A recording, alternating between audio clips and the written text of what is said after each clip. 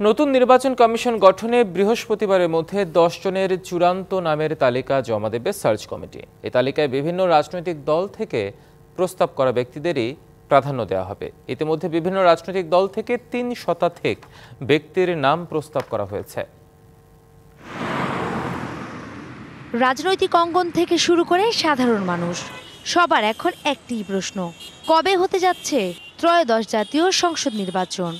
রাজনৈতিক নেতারাও এ নিয়ে প্রায় কথা তুলছেন, অন্তর্বর্তী সরকারকে চাপ দিচ্ছেন দ্রুত নির্বাচন আয়োজনের। অন্তর্বর্তী সরকারও বলছে প্রয়োজনীয় সংস্কার কাজ শেষ করেই দ্রুত নির্বাচন দিতে চায় তারা। নতুন নির্বাচন কমিশন গঠনে এরই মধ্যে সার্চ কমিটির কাছে নাম প্রস্তাব করেছে রাজনৈতিক দলগুলো।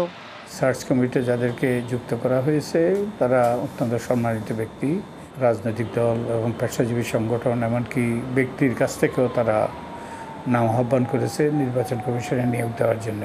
তো আমি আশাবাদী যে তারা সঠিক ব্যক্তিদেরকেই তারা খুঁজে বের করবেন। বিএনপির পক্ষ থেকে 10 জন ও জামাত 8, নাগরিক ঐক্য 5 এবং গণ অধিকার পরিষদ 10 জনের নামের তালিকা দিয়েছে। নাগরিক ঐক্য বলছে আওয়ামী লীগের সুবিধাভোগী কেউ যেন নির্বাচন কমিশনে ঢুকতে না পারে, সেদিকে সবার সতর্ক থাকতে হবে। প্রশাসন গত 15 বছরে যেটা তৈরি হয়েছে এর মধ্যে দাঁতি বসাতে পারছে না নতুন সরকার, কারণ ডাউন দ্য লাইন 15 বছরে যে জিনিসটা তৈরি করেছে সেখানে অন্তত 5টা-6টা স্তর পর্যন্ত এগুলোই আছে। সবার স্বার্থের বা সবার আশাকাঙ্ক্ষার প্রতিফলন যেন তারা করতে পারেন। নিজ দলের সাথে সংশ্লিষ্ট কারো নাম প্রস্তাব না করতেই রাজনৈতিক দলগুলোর প্রতি আহ্বান গণ অধিকার পরিষদের। ভালো নির্বাচন একটা ভালো নির্বাচন কমিশন।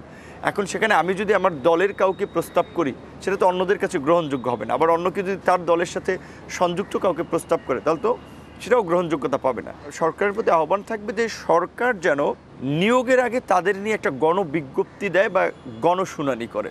অসমর্থিত সূত্রে জানা গেছে নতুন সিইসি হওয়ার সম্ভাব্য তালিকায় আছেন সাবেক সিনিয়র সচিব শফিকুল ইসলাম, এএমএম নাসির উদ্দিন, আবু আলম শহীদ খান, মহিবুল হক এবং কমিশনের সাবেক অতিরিক্ত সচিব মোহাম্মদ জকারিয়া। নূপুর মাহমুদ, ডিবিসি নিউজ, ঢাকা।